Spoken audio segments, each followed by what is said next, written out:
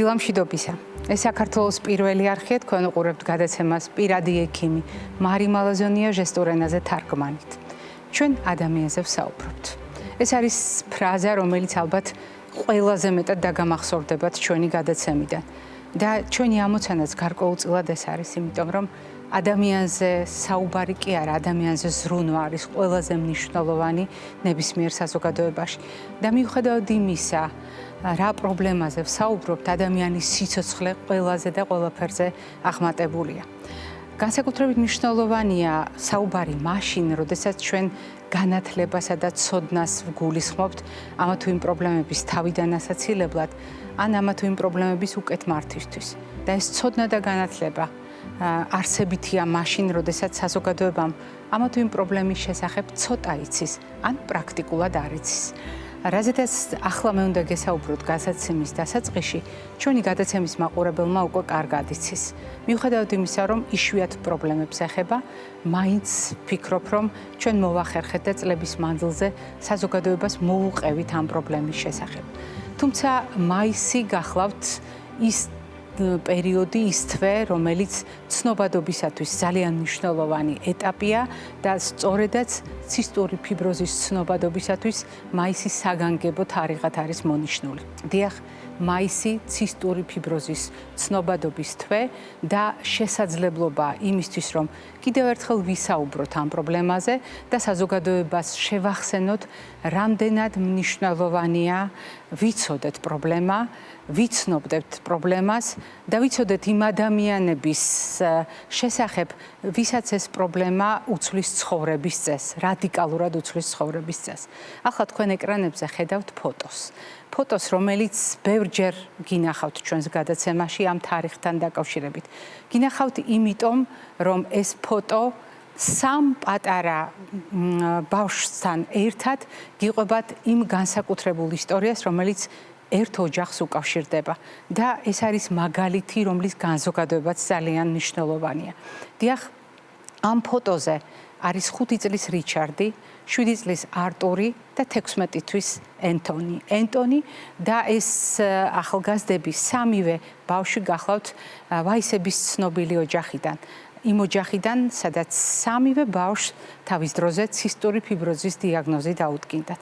ისტორია სწორედ ამ ბავშვების თავგადასავლით იწყება და ეს ისტორია დღემდე გრძელდება განსაკუთრებული სიმბოლოების სახით და მე გაგახსენებთ ისტორიას, რომელიც პირველად დარწმუნებული ვარ ქართულ ენაზე, სწორედ ჩვენს გადაცემაში მოისმინეთ. ეს ისტორია დაიწყო 1965 წელს, როდესაც ამ სამი არაჩვეულებრივი პატარას დედიკო, მერი ვაისი, კონკრეტული მხარდაჭერისათვის სხვადასხვა ადამიანს უკავშირდებოდა იმისთვის, რომ ცისტური ფიბროზის მქონე ბავშვებისთვის ფონდი ჩამოყალიბებულიყო, იმისთვის, რომ ამ ბავშვებს საზოგადოებისგან მხარდაჭერა მიეღოთ. და ამ გაუთავებელ საუბარში ის რაღაც უცნაურ სიტყვებს ამბობდა. სიტყვებს, რომელიც თავის დროზე 4 წლის რიჩარდმა ვერ გაარჩია. დიახ, როდესაც ლაპარაკი იყო დაავადებაზე, დედა ხშირად ამბობდა დაავადების სახელწოდებას და როგორ აღიქვა პატარამ, ეს გამოვლინდა მას შემდეგ, რაც ერთჩვენიერ დღეს 4 წლის რიჩარდი, იგივე რიკი, დედასთან მივიდა და უთხრა, მე ვიცი შენ რატომ რეკავ ამდენ ადამიანთან, მე ვიცი შენ ყველაზე მეტად რა გინდა და რომ გავიზრდები, მე აუცილებლად მოგიტან იმას, რაც შენ ასე ძალიან გინდა. დედა დაიბნა და ცდილობდა გაერკვია რა აღიქვა მისი ნათქვამიდან პატარა რიკიმ და როგორც გაირკვა, მან აღიქვა ის სიმბოლო, რომელიც დღეს ჩვენთვის არის კონკრეტულ თარიღთან, კონკრეტულ მოვლენასთან და კონკრეტულ დაავადებასთან ასოცირებული. ასე ჟღერდა დაავადება ინგლისურად cystic fibrosis. ამას იმეორებდა დედა გაუთავებლად და როდესაც რიკი მივიდა და დედას უთხრა, რა სჭირდებოდა დედას მისი წარმოდგენით, მან თქვა 65 roses, შენ 65 ვარდი გჭირდება. დიახ, მსგავსი ჟღერადობა აქვს. cystic fibrosis, 65 roses. და სწორედ პატარა რიკის მიერ აღქმულმა ამ დიაგნოზმა 65 ვარდად ქცეულმა ცისტურმა ფიბროზმა განსაკუთრებული სიმბოლოს სახით დაიმკვიდრა ადამიანების ისტორიაში ადგილი და დღეს, როდესაც საუბრობთ ცისტური ფიბროზის ცნობადობაზე, მე გახსენებთ სწორედ ამ ისტორიას, 65 ვარდის ისტორიას, რომელმაც კაცობრიობის ცნობიერება შეცვალა. დღეს ჩვენ განსაკუთრებული სიყვარულით ვსაუბრობთ იმ მშობლებზე, რომელთაც სჭირდებათ საზოგადოების მხარდაჭერა. ცისტურ ფიბროზზე შესავალი კი საბაბი იყო კიდევ ერთხელ იმისთვის, რომ საზოგადოებამ გააცნობიეროს, რამდენად მნიშვნელოვანია, მაშინაც კი, როდესაც დაავადება იშვიათია, ჩვენ ვიცოდეთ ამის შესახებ და შევძლოთ თანადგომა, მხარდაჭერა იმ ოჯახებისა, სადაც ასეთი პრობლემები არსებობს.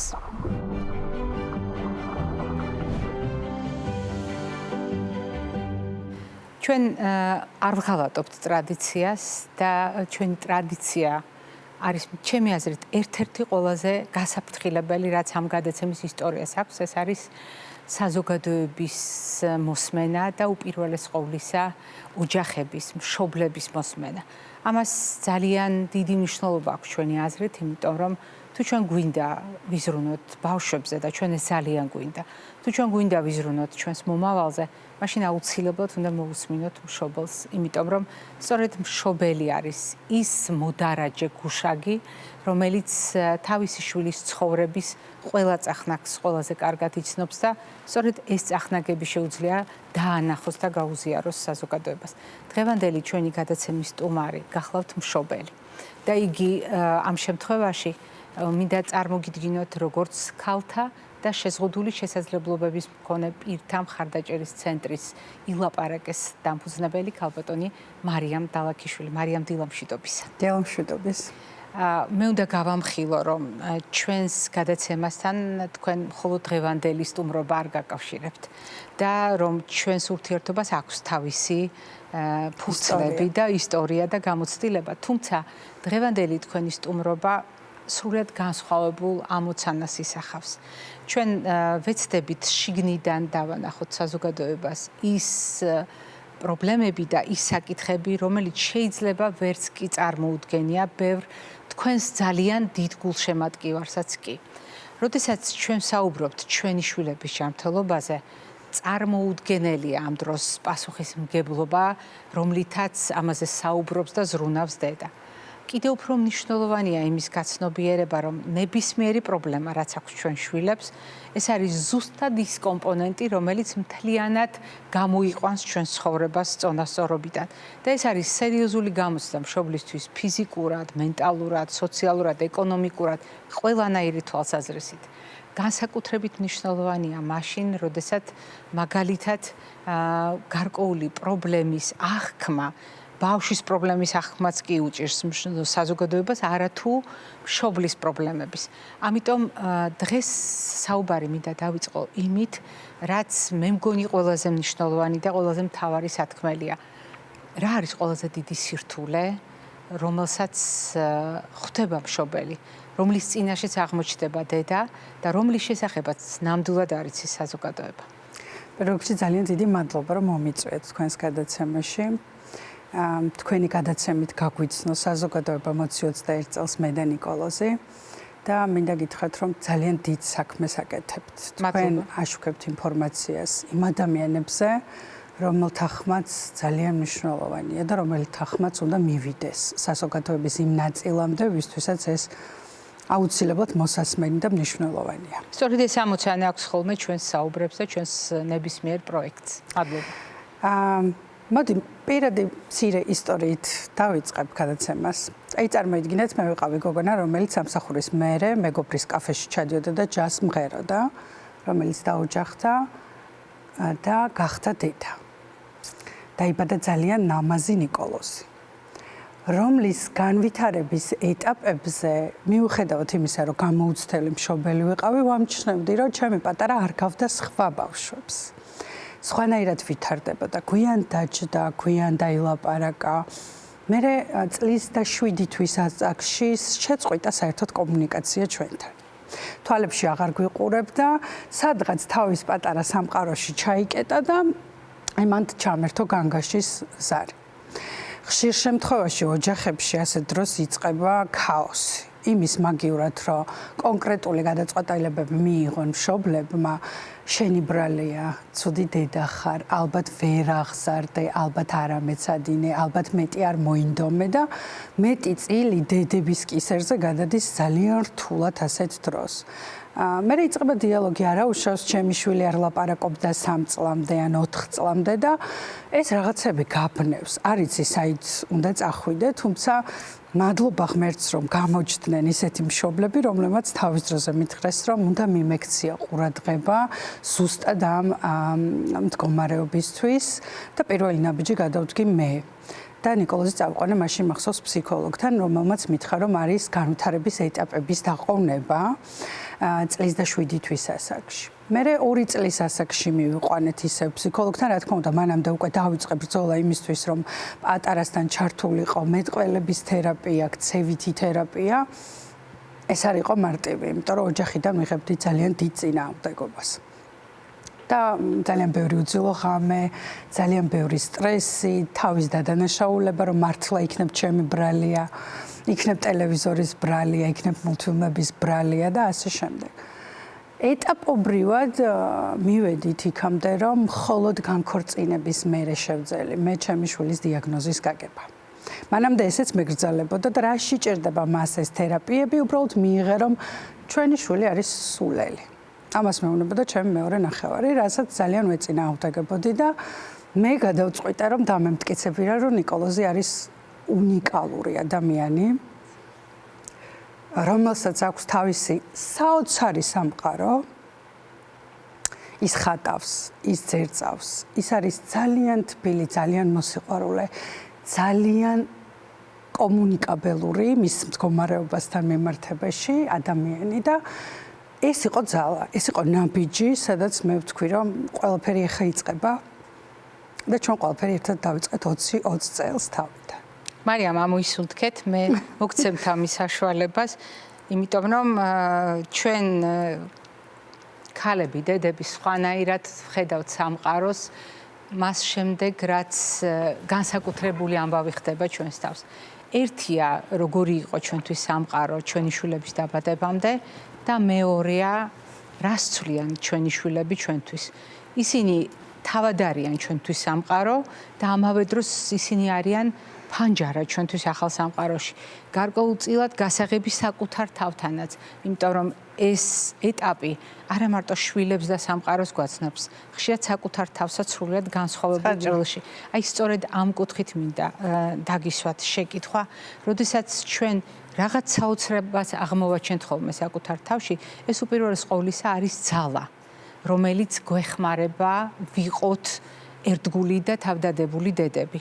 ძალა, რომელიც ცალკე განყენებულად რო აღვიქვათ, ხანდახან გვეჩვენება, რომ კი, მაგრამ ეს როგორ შევძელი, ეს როგორ გადავლახე. არ დაგიმალოთ, მეც ბევრჯერ მქონია ცხოვრებაში იმის ფიქრი, უკვე დისტანცირებული, როდესაც რაღაცა მოვლენას აფასებ, კი, მაგრამ ამას როგორ გავართვით თავი. ამიტომ დღეს, როდესაც თქვენ ძალიან ბევრი მშობლის სახელით საუბრობთ, აქ ძალიან მნიშვნელოვანია საზოგადოებამ დაინახოს რა არის ამ მშობლების ძალა ერთი მხრივ და მეორე მხრივ რა არის მთავარი სირთულე, რომელიც საზოგადოებამ არ იცის. მიუხედავად იმისა, როგორი მამაცები, ძლიერები, როგორი გამბედავები ჩანხართ საზოგადოებისთვის, სინამდვილეში რა სირთულეა შენიღბული იმ ყოველდღიურობაში, რომელსაც თქვენი ცხოვრება უკავშირდება. ნაბიჯი პირველი რაც გადავდგი იყო მივედი ფსიქოთერაპევტთან და უთხარი რომ ეხა მქონდა ის დრო, როცა ყველაზე მეტად მჭირდებოდა მენტალური ჯანმრთელობა. პირადად მე. იმიტომ რომ დიაგნოზი, რთული განქორწინება, ახალი ცხოვრების, ახალი ფურცლიდან დაწყება ეს არ არის მარტივი. და თან რო ფიქრობ, რომ აი როგორი დღე იქნება ხვალისთვის, ნიკოლოზისთვის, აი რა იქნება, როგორ შეიცვლება მისი ცხოვრება, გახდება თუ არა ისეთი, როგორებიც არიან მისი თანატოლები. და საკუთარ თავთან რომ მარტო ჩები, ამ ყველაფერთან მორევა და გამკლავება არ არის მარტივი. და თერაპიაზე აღმოვაჩინე, რომ პირველად გავბრაზდი, ძალიან გავბრაზდი და დავიწყე ხმამაღლა ლაპარაკი, პატარა მინი გადაცემა ილაპარაკეს საშუალებით და დავიწყე შიშუმპირების ჯანმრთელობის მდგომარეობაზე, სხვადასხვა მდგომარეობებზე და მათი მშობლების გამოწვევებზე საუბარი. იმიტომ რომ ცენტრში, სადაც დავიწყეთ ჩვენ თერაპიაზე სიარული, მე გავიცანი არაერთი საოცარი მშობელი, რომელიც გახდა ჩემი ინსპირაცია და ჩემი ძალა. არაერთი მშობელი, რომელიც თავის პირად ისტორიას მიზიარებდა, თავის ემოციებზე მესაუბრებოდა და რაღაცნაირად უფრო მეტი ენერგია მომეცა, უფრო მეტის გაკეთების სურვილი მომეცა. და ერთ დღესაც 20-23 წელს გავიცანი არაჩვეულებრივი ფსიქოლოგი ნათია კიკვაძე, კლინიკური ფსიქოლოგი, რომელიც წლებია ბავშვებთან და მშობლებთან მუშაობს და რომელსაც ვუთხარი, რომ მე მინდა რომ ამ მშობლებზე ვიზრუნო. იმიტომ რომ საზოგადოება მარიცის რას გზას გადის შიშუმპირის დედა. ეს არის პირველ რიგში ომი საკუთარ თავთან. მეორე ომი საზოგადოებასთან, რომ შენი შვილის ინტეგრაცია მოხდეს უმტკივნეულოდ, რომ მიიღონ შენი შვილი ისეთი როგორიც არის და რომ გახდნენ შენი მხარდამჭერები. ამისთვის ბრძოლა ჭირდება დედას. ჭირდება ყველგან, ტრანსპორტში, მშობელს რეალურად. ტრანსპორტში, ქუჩაში, სკვერში, აფსიაქში, მაღაზიაში, სადაც შეიძლება შენმა შვილმა ტანტრუმი მოაწყოს, სადაც შეიძლება დაიწყოს ყვირილი, თავის დაზიანება, იმიტომ რომ მათი სამყარო ცოტა სხვანაირია, მათი ქცევა ასოციალური. რა თქმა უნდა, მათი სენსორული აღქმა იმაზე უფრო რთულია, ვიდრე ჩვენ წარმოგვიდგენია და არ არის მარტივი ამას გაუმკლავდა. მე რა ცუდი ბავშვი, რა ცუდად გაზარდა, ან რა უვარგისი დედა ახლა რის უფლებას აძლევს, ან რატო ვერ ელოდები შენს რიგს მაღაზიაში და რატო მახტები თავზე, ან თუნდაც სკოლაში პირველ კლასში, როდესაც იწყებ შენ შვილზე ლაპარაკს საზოგადოებასთან, არც მაშინ არ არის ეს მარტივი, იმიტომ რომ მიუხედავად იმისა, რომ ყველა ნაბიჯზე თითქოს უკვე ხალხს ესმის, რა არის აუტიზმი, რა არის აუტისტური სპექტრი, რა არის ეს მდგომარეობა, ან სხვადასხვა მდგომარეობების შიშუმპირების და ინტერნეტი ამის საშუალებას გვაძლევს, მაინც არ ესმით შენ. იმიტომ რომ რეალური აღქმა, მარიამ, განსხვავებულია, როდესაც რეალურ სიტუაციაში ხვდება ადამიანი და პირისპირ აღმოჩნდება იმ მოვლენასთან, რომლის შესახებაც კი გაუგონია სმენია, მაგრამ არ იცის ეს ყველაფერი ფაქტობრივად როგორ გამოიყურება. იყო დღეები, როდესაც ჩვენ არ გვეძინა და მთელი ღამე მე და ნიკოლოზი დავდიოდით ოთახიდან ოთახში, ვძერწავდით, ვხატავდით, ვხტუნაობდით, ვყვიროდით. ამას მეზობლებიც შევაგუე და ვთქვი, რომ ჩვენ გვაქვს ასეთი დღეები და ჩვენ ეს დღეები უნდა გადავიტანოთ, სხვა გზა არ არის და დღეს მადლობა ღმერთს ბევრად კარგად მიდის ჩვენი მდგომარეობა და აუტიზმს ახასიათებს რეგრესი და პროგრესი და ეს შეიძლება იყოს ორი ნაბიჯი წინ, ორი ნაბიჯი უკან, ორი ნაბიჯი წინ, ორი ნაბიჯი უკან და შენც ამ ციკლში ერთვები და ეს რომ შენს ფსიქიკას შეაჩვიო, არ არის მარტივი. ეს არის დეპრესია, რომელიც გეწყება, ეს არის თვით დანაშაულის შეგრძნება, რომელსაც გიმძაფრებს თუ ეგეთი პარტნიორი ან ვინმე შეგხვდა საზოგადოებაში, რომ ალბათ შენი ბრალია, რომ იქ სადღაც ტელევიზორს არ მოარიდე, ან კომპიუტერს არ მოარიდე, ან რაღაცა ეს ბლეიმინგი, დანაშაულის შეგრძნება, რომელსაც ქალებს ძალიან მარტივად კიდებენ საქართველოში. და მე უკვე საზოგადოებასთან ომი, რომ იცით რა არის, ჩემი შვილი არის განსხვავებული საჭიროების მქონე ადამიანი და ის საჭიროებს თქვენს მხარდაჭერას, მიიღებას და მხარდაჭერას. მარიამ, ყველა მშობელი ახერხებს იპოვოს საკუთარ თავში ასეთი ძალა? თქვენ ახლა რაც მოყევით, ეს არის ძალიან მნიშვნელოვანი ისტორია და მაგალითი ბევრი მშობლისათვის და გზა, რომელიც მარტივი გასავლელი არ არის, მაგრამ ყველა მშობელი ახერხებს საკუთარ თავში ასეთი ძალა იპოვოს. იმიტომ რომ ზარები ჩემს ტელეფონზე არ წყდებოდა და მე ვიყავი პერსონალური კოუჩი ამ მშობლების და მე მათ ვეუბნებოდი, რომ კი სიცოცხლეს აქვს აზრი და სუიციდი არ არის გამოსავალი და დიახ, ჩვენ ამას ერთად გავივლით. 2023 წელს შეიქმნა პროექტი მწვანე შუქი. ეს არის ინტერდისციპლინარული პროექტი, რომელიც ზუსტად შიშუმპირების მშობლების განათლებისა და მენტალური ჯანმრთელობისთვის შევქმნით. რა თქმა უნდა, ის არის რეგისტრირებული როგორც სამეცნიერო ნაშრომი 2024 წელს ჩვენ პარლამენტის გენდერულმა საბჭომ დაგვიჭირა მხარი და პროექტის პირველი საპილოტო ვერსია განვახორციელეთ ქალაქ რუსთავში. პატარა მინი ჯგუფთან 10 კაციან ჯგუფთან მშობლების, თუმცა იქაც კვლევას ვატარებდით და ვამოწმედით მათ მდგომარეობას, მანამ სანამ ჯგუფურ თერაპიაზე დაჯდებოდნენ და რა ხდება ჯგუფური თერაპიების შემდეგ. რა ხდება, მარიამ? საოცრებები ხდება. საოცრებები ხდება. ეს რაღაცა ამოსუნთქვის სივრცე იქმნება, მხარდამჭერი სისტემა ყალიბდება, როცა შენ არ ხარ მარტო შენს შვილთან, როცა შენ თანამოაზრეებს იცნობ, როცა შენი შვილის მდგომარეობის მსგავსად სხვა მშობლებსაც და სხვა ბავშვების მდგომარეობებსაც ეცნობ. უფრო გამოცდილ მშობლებს ეცნობი. მე გაწვდიან განათლებას, რომ თურმე რა ყოფილა აუტისტური სპექტრი, რომ ეს არ არის დაავადება, რომელსაც ჯადოსნური წამალი უშველის. ეს არ არის ვიღაცების ექსპერიმენტებისთვის გაწირვა ჩვენი შვილების. არა, მეგობრებო, სამწუხაროდ ამან იმატა საზოგადოებაში, რომ ასეთ მშობლებს რომელსაც არ აქვთ რთულია მიიღო შენი შვილის დიაგნოზი. ამას თერაპია ჭირდება.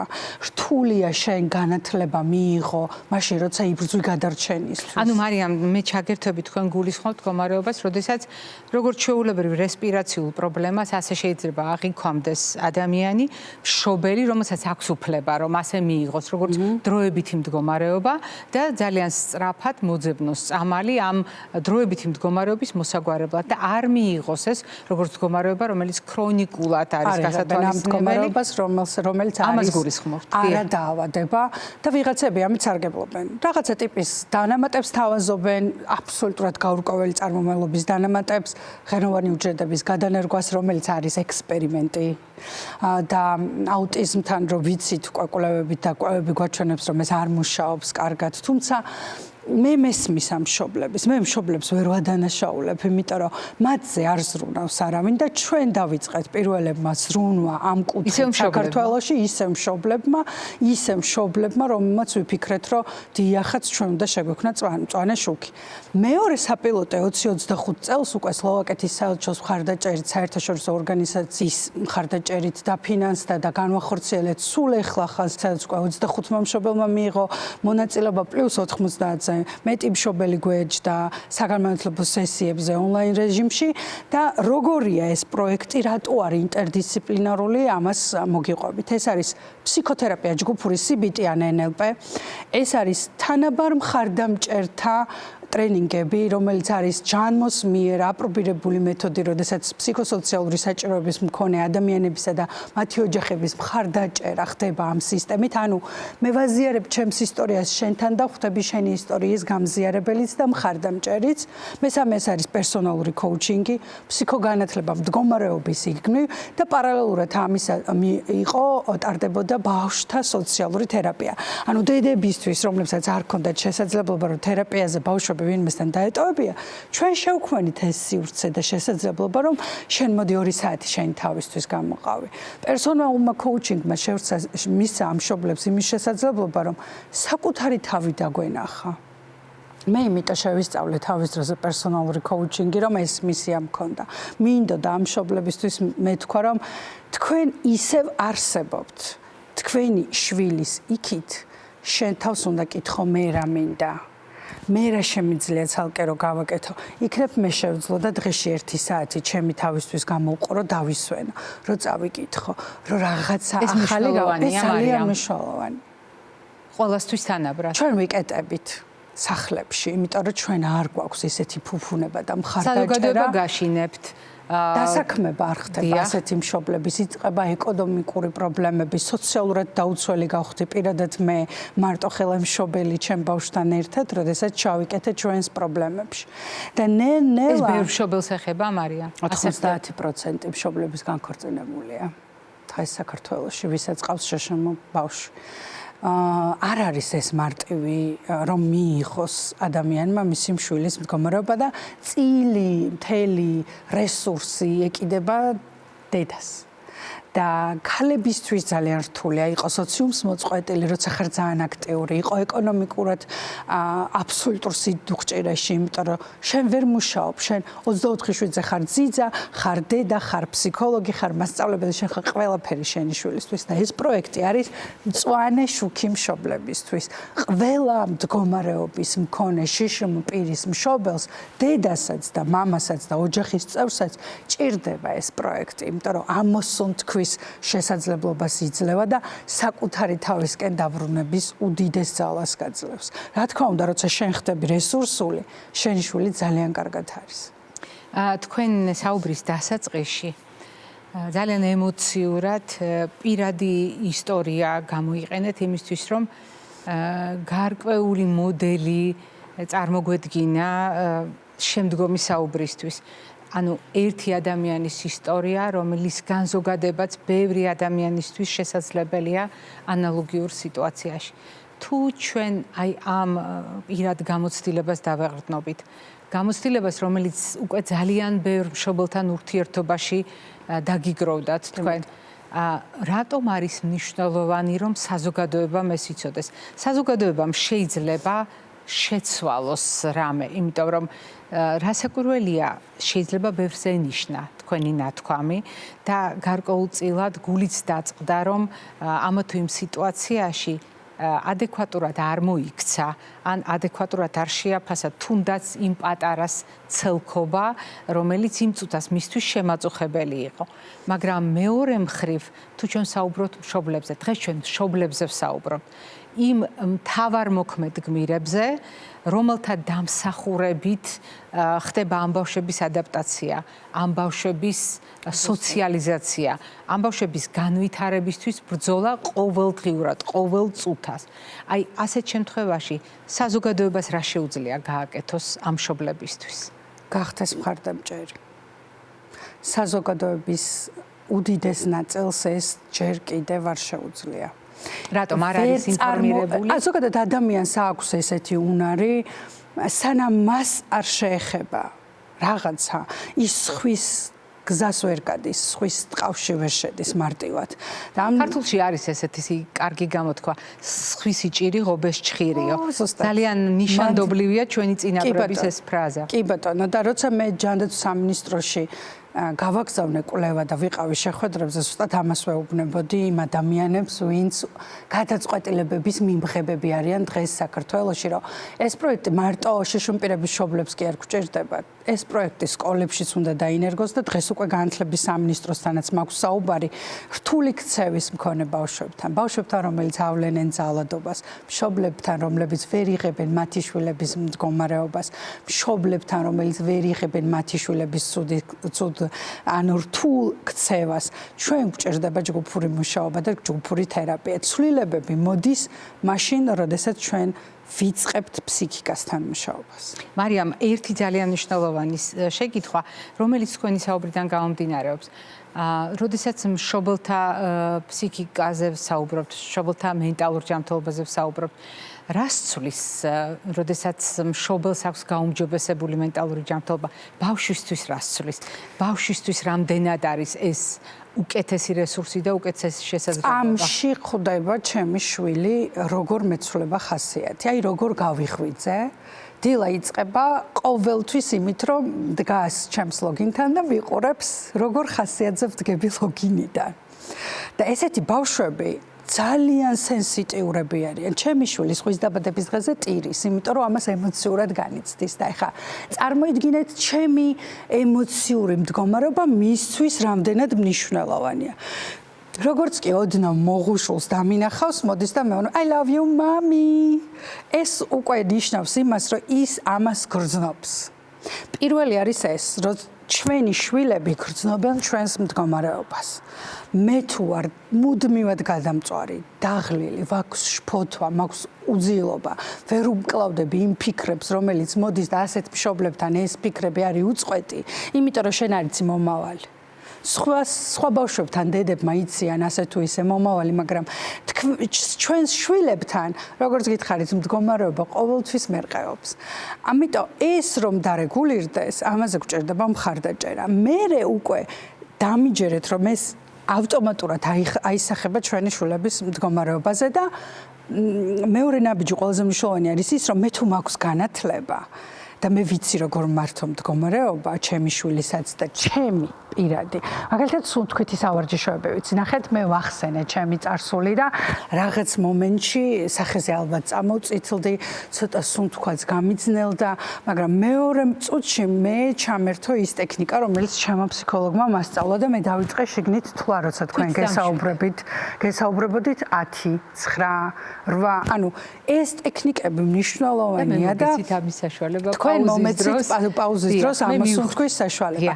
ტრამვა არის ის, რასაც მუდმივად ჭირდება მუშაობა და მატრამვირებელია საზოგადოებაც ხშირ შემთხვევაში. არა მარტო შენი შვილის დიაგნოზმა შეიძლება შენ დაგცეს, არამედ საზოგადოებას ძალიან დიდი მნიშვნელობა აქვს და კი, მწვანე შუქი უნდა აინთოს სკოლებშიც და უნდა აინთოს შშმ პირების მშობლების მხარდასაჭერად.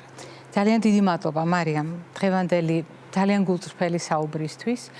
მადლობა იმისთვის, რომ პრაქტიკულად მშობლების სახელით თქვით თქვენ სათქმელი მართალია საკუთარი გამოცდილების ფილტრში გატარებული, მაგრამ ამ შემთხვევაში ეს იზიარებდა ძალიან ბევრი მშობლის გამოცდილებასაც და მაყურებელს მე შევახსენებ დღევანდელი ჩვენი გადაცემის სტუმარი გახლდათ ქალთა და შეზღუდული შესაძლებლობების მქონე პირთა მხარდაჭერის ცენტრის ილაპარაკეს დამფუძნებელი თავად შეზღუდული შესაძლებლობის მქონე პირის მშობელი ქალბატონი მარიამ დალაქიშვილი.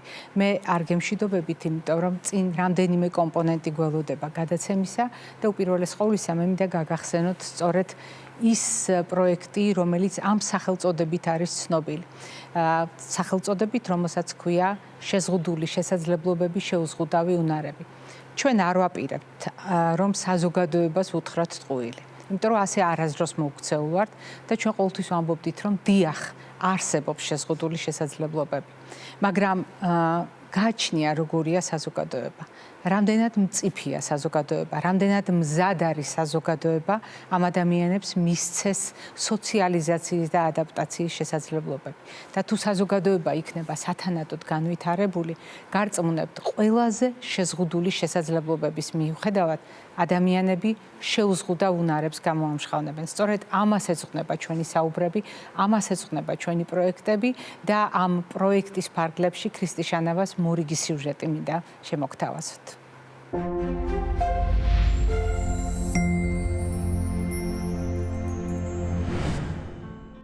პირველ რიგში არ უნდა იგრძნო თავი არავისგან განსხვავებულად, უნდა მიხედო და მოვარო საკუთარ თავს და ყველა ადამიანს აბარია თავის თავი და მან უნდა მიხედოს თავის თავს და ყველაფერი მართვადი არის და შესაძლებელი არის თუ თვითონ მოინდომებენ. მე ვარ გოგა გოგისვანიძე, წარმოშობით ვარ ქუთაისიდან, ამჟამად ცხოვრობ თბილისში. ვარ სტუდენტი, ვსწავლობ პროგრამირებაზე და ბავშვობაში დამიდგინდა დიაგნოზი ჰემოფილიის.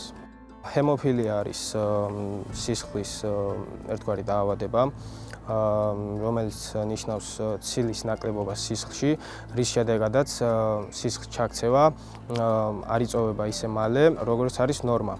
დიაგნოზისგან გამოწვეული ბავშვობაში სირთულეები რაც იყო ის, რომ უნდა მიმეხედა ჩემი თავისთვის მეტად ვიდრე სხვა ადამიანს, რადგან ძალიან მიყვარდა თამაში, კართობა, მით უმეტეს ფეხბურთის თამაში და სულ ვახერხებდი მაგას. მისგან გამომდინარე, რა თქმა უნდა, ბევრი პრობლემა იყო, მაგრამ ეს პრობლემებიც გადავლახე და ალბათ იმიტომ, რომ უვლიდი საკუთარ თავს და ვცდილობდი იმას, რომ რამე სერიოზული ზიანი არ მიმეღო თამაშის დროს. და ასე შემდეგ. რა თქმა უნდა, მშობლები ნერვიულობდნენ, მაგრამ მაინც ეგრე შეზღუდული არ ვიყავი, რადგან არ მეგრძნო მე ალბათ ის, რომ არ შემეძლო რაღაცის გაკეთება. და რა თქმა უნდა, დიდი იყო მშობლების როლი ამ ყველაფერში. პირველ რიგში დიდ ყურადღებას მაქცევდნენ და იყო რაღაცეები, როდესაც მიშლიდნენ, თქვათ, არ ითამაშო, ეგრე არ გააკეთო, მაგრამ მეც ვითვალისწინებდი ხოლმე. მაგრამ მაინც გამოდიოდა რა და მაინც ყველაფერი შევძელი, ესე რომ ვთქვათ, რაც სურვილიც მქონდა, ყველაფერი გავაკეთე. და არასდროს არ მიგზნია თავი შეზღუდულად.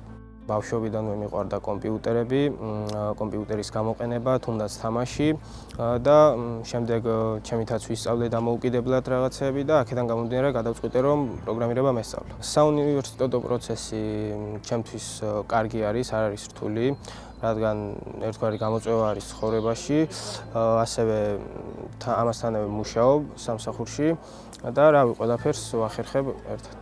გააზრებული მაქვს ყველაფერი და ჩვეულებრივად ვაგრძელებ ცხოვრებას. ცხოვრების წესად მაქვს ეგ, მედიკამენტს მივიღებ და ჩვეულებრივად ვარ მთელი ცხოვრების განმავლობაში ესე გავაგრძელებ. ეს მედიკამენტი რომ არ იყოს, რა თქმა უნდა, ძალიან რთული იქნებოდა ცხოვრება, რადგან ყველა ადამიანმა შეიძლება რაიმე ზიანი მიიღოს და ამ მედიკამენტის არ ყოფნის შემთხვევაში ეს ზიანი ძალიან გართულდებოდა და რთული იქნებოდა ამის მართვა. პირადად ჩემი ცხოვრება შეცვალა დამოუკიდებლობისკენ, რადგან მე წარმოშობით ქუთაისიდან ვარ, ეხლა აქ დამოუკიდებლად ცხოვრობ, მარტო ცხოვრობ და საერთოდ არ მიჭირს ამის მიღება. ჰემოფილია არის შეუზღუდავი უნარი, რომელიც აქვს ადამიანს, შეუძლია მისი მართვა და ყველაფრის მიუხედავად გადალახვა იმ სირთულის რეებით შეხვდება.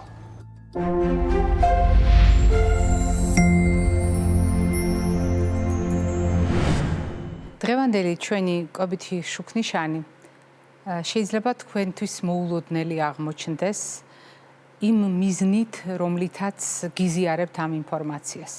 კვებითი შუქნიშანი, რომელიც მშობლების მხარდასაჭერად არის განკუთვნილი.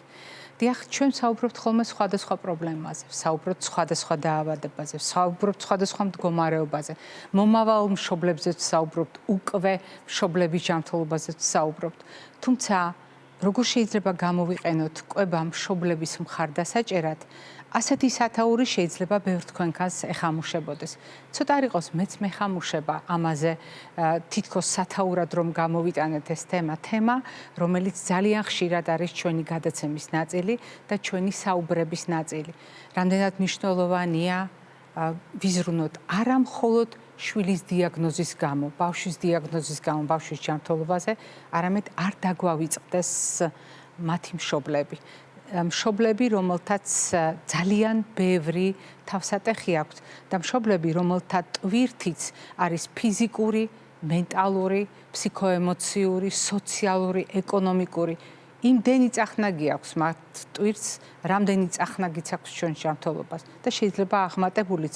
ამიტომ თუ ჩვენ საუბრობთ ცხოვრების წესის ფაქტორებზე, როგორი უნდა იყოს მათთვის ცხოვრების წესის ფაქტორი, ჩვენ შეიძლება უბრალოდ შეზღუდულად ვისაუბროთ იმ ჩამონათვალზე, რომელიც ყველასათვის ერთნაირად სარგო გვეჩვენება. და ვთქვათ, რომ დიახაც ამ ადამიანებისათვის ძალიან მნიშვნელოვანი იქნება ჯანსაღი ცხოვრების წესის დაცვა.